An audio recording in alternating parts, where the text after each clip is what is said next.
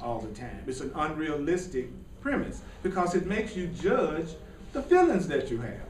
You're judging them all day. And that doesn't make you feel good. But think about this. If you are judging the feelings that you have all day, it's because you want to have the experience that judgment of your feeling gives you. It's still always, the premise never changes. I'm always having the thoughts I'm having because there's a feeling that I want to have. What you will find out, and Judy and I were talking about that earlier this week, what we found out was there was just one or two basic feelings that we wanted to have. Then when we started to look at the feelings that we were trying to evoke from the thoughts we were having all day, we noticed like most of the thoughts would be aimed to give me one type of feeling. In other words, if I wanted to be upset or depressed or feel like I lost, like I'm losing, like you have those days where you feel like you're just losing, nothing's going right. Then I noticed all my thoughts were thoughts that would make me feel that, even if they were different thoughts. All my thoughts were directing me in that direction. So all of a sudden I went, okay, Purdy, you just want to feel what the feeling of thinking that everything is going down the tank feels like. Go ahead and feel it. Then when you feel it, the love behind the feeling then has a chance to come forward because you have exposed it to the light, you've taken responsibility for it, and so now it can move on because you're the only one that's judging it as guilty or bad anyway. Nobody else but you. I just had a quick thing. One of my basic, because I tried to, like you, make all of them be different. I thought, well, this is going to be this, and hell, they all bound back to one. And I've been like depressed, and I'm like, shit, I don't like this, you know. And then it just dawned on me, if my basic MO is loss, guess what? If I'm depressed, I just lost my peace. Right. And happiness. Damn, I've had another frickin' loss. Just dawned on me right now. Yeah, so I have a feeling of loss. Big deal. It's just a feeling. It doesn't have anything to be, it's not necessarily true. Just because you believe it and you feel it, it doesn't make it true. But I need to have that feeling right now. Some days I don't want to be happy.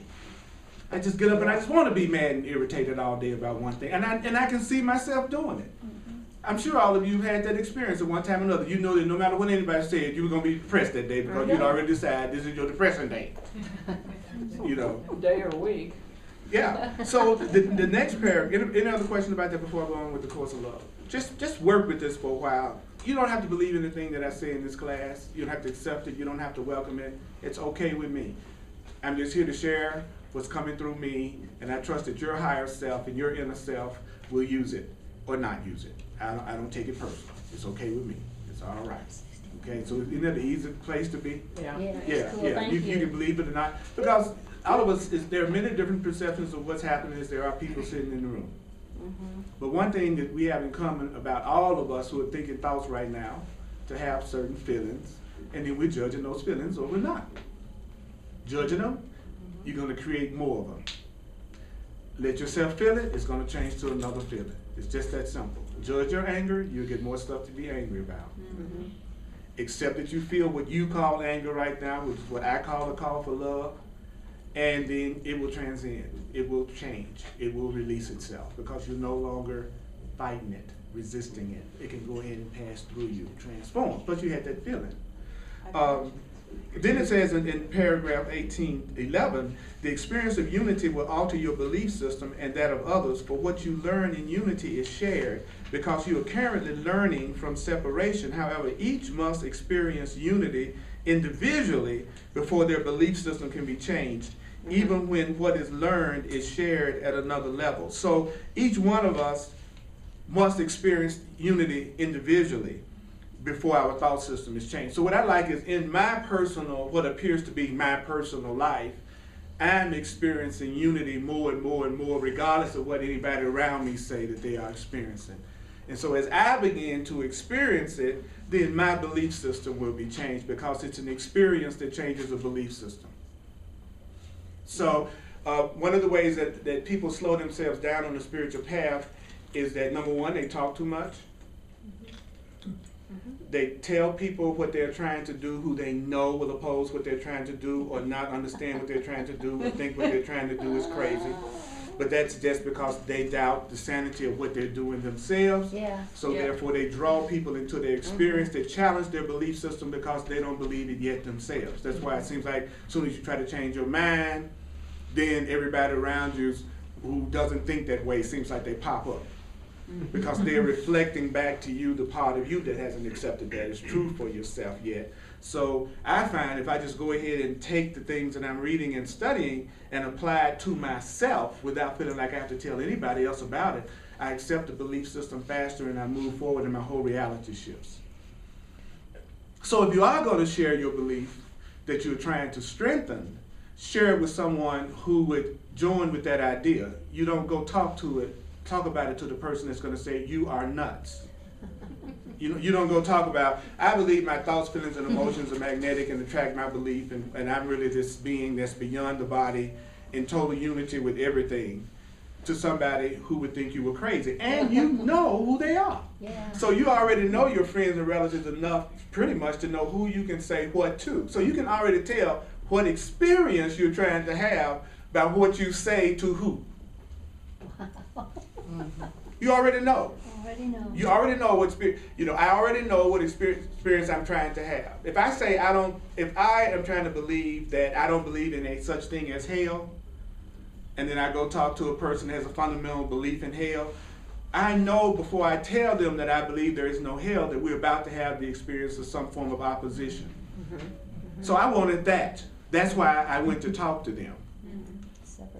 That's why I had to go talk to my aunt, who's a fundamentalist, about my New Age and New Thought beliefs, because I wanted the experience of conflict. There was something in me that needed that. So I just go ahead and let myself feel it without talking to her. And then the need to talk to her goes, poof, I just want to have that feeling anyway. So I just had it. Is that too easy? Does that seem too easy? That's easy, isn't it? Yeah, the truth isn't hard, it's just different. Yeah. It's just a different approach than what we're used to. Then it goes on to say, perception of levels is a function of time, and thus it seems that great amounts of time are needed before a change of a lasting nature can occur. This is why miracles save time. For miracles integrate all levels, temporarily collapsing time. Time is actually a measurement of learning. Time is a measurement of learning. It takes 8 years to become a doctor. That's a measurement of learning. It takes 6 months to finish this tech school. That's a measurement of learning. Or the time it takes for learning to pass from one level to another through experience. For here, learning is experienced as time. So from a course of love perspective, time and learning are the same thing. If you are here in time, you are learning. So everybody here is learning because we are in time. And we're either learning a lesson in unity or we're learning a lesson in separateness. We are either experiencing willingness or we are experiencing resistance. He says those are only two experiences you have in all day long. I'm willing to do this, I got resistance about doing this. I'm willing to think that, I got some resistance about thinking that. I got some willingness to feel this, but I have resistance to feel that. I have willingness with this person, I have resistance with this person. Willingness, resistance. That's what we are feeling. So it says, in order for your experience base to change from that of learning in separation to that of learning in unity, learning from what unity can teach must be birthed as an idea. To hear or learn of another's idea is not to give birth to the